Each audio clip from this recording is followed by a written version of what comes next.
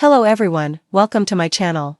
I hope everyone is having a wonderful day. Before starting the video, please go ahead and hit the subscribe button and give this video a like up. Young and restless Germaine Rivers calls out mean-spirited fans, no excuse for toxic behavior. Welcome to Daytime, Germaine Rivers.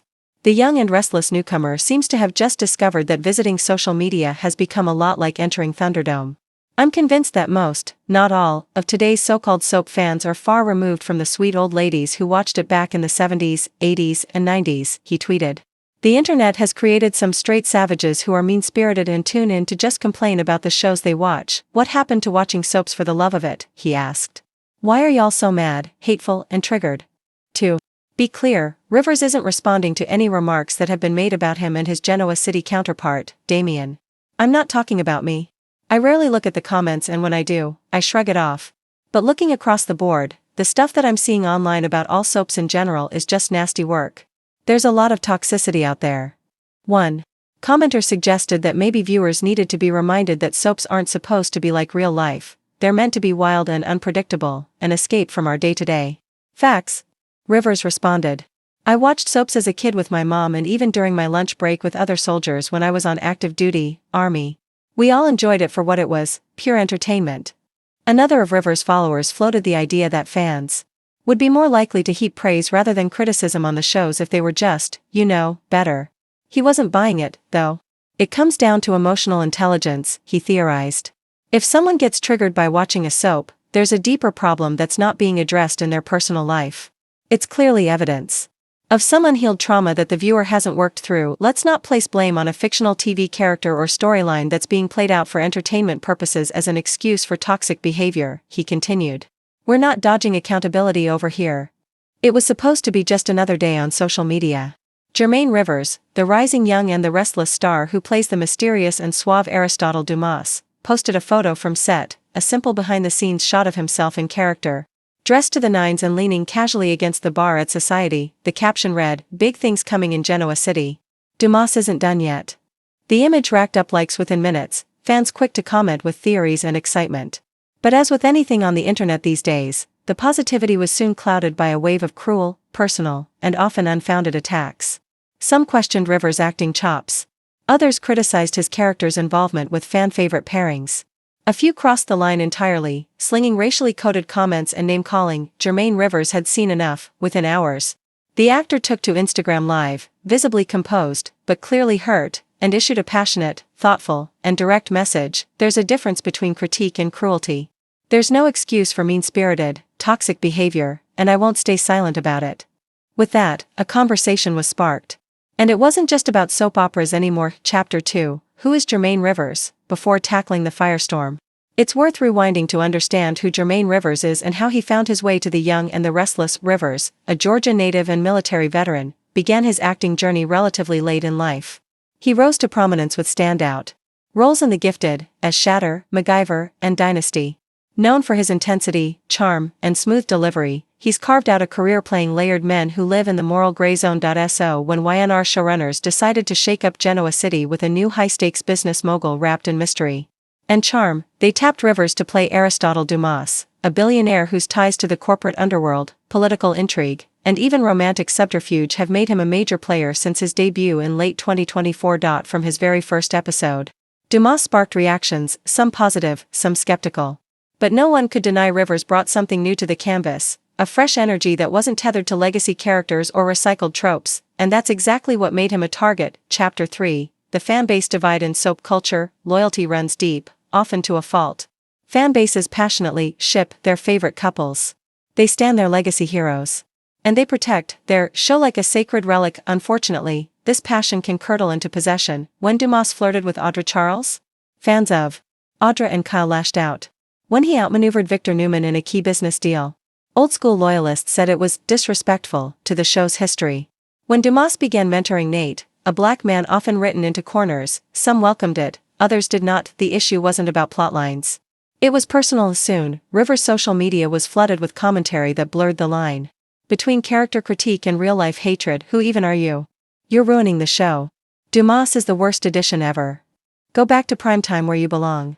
And in too many cases, worse. Chapter 4, Speaking out. Germaine's response wasn't impulsive. He'd stayed quiet for months, letting the role speak for itself. But after several direct messages attacked not just his acting but his appearance, background, and even his right to be on the show, he felt compelled to respond. He didn't call anyone out by name. He didn't rant. He didn't play victim. He simply told the truth. Soap operas are built on drama. That's the fun of it. But when fans can't separate the drama on screen from the human beings playing those characters, we've lost something. I get it. You don't like Dumas. That's fair. But what's not fair is attacking me as a person, especially when what you're reacting to is fiction, and when that critique turns racial, hateful, or personal. It's not fandom. It's harassment. He ended the stream with a challenge to the fanbase, not to love him or even his character, but to do better. You don't have to agree with every storyline. You don't have to like every actor. But we do owe each other basic respect. Otherwise, we're not fans. We're just bullies in costume. Chapter 5, The industry reacts. The video went viral within the soap community. By the end of the day, major YNR stars had reposted it. Eric Braeden tweeted, "My dear colleague at Germaine Rivers, you spoke truth with power and grace. Stand tall." Miss Hale Morgan, Amanda, wrote, "This is the conversation we've needed. Black actors in daytime have always had to walk a tighter rope." Zuleika Silver, Audra, added, "Germaine is the kindest, most professional person. The fact that he even has to say this breaks my heart." Even showrunner Josh Griffith issued a statement of support. "We cast Germaine because he's phenomenal. Period. We're proud to have him as part of the YNR family, and we stand by him 100%. But perhaps the most telling reaction came from fans themselves. Many apologized, many admitted they didn't realize how harmful their words could be, some doubled down, but a larger, louder contingent began using the hashtag #RespectGermaineRivers, calling for a better, kinder, more inclusive soap community. Chapter 6, A deeper problem in daytime. What Rivers highlighted isn't new. Daytime TV has long struggled with diversity, not just in casting, but in how characters of color are written, supported, and protected from backlash. For decades, Black characters were relegated to side roles or romantic obstacles. Even today, there are few long-standing Black super couples, and even fewer Black villains who are allowed the complexity and nuance of their white counterparts. Actors like Victoria Rowell, Shamar Moore, Debbie Morgan, and Christophe St. John blazed trails, but often faced similar hostility from pockets of the fanbase. Germaine's comments reopened this wound, forcing daytime fans to ask hard questions. Why are new characters of color often met with resistance? Why are they so quickly labeled as boring, unlikable, or intrusive?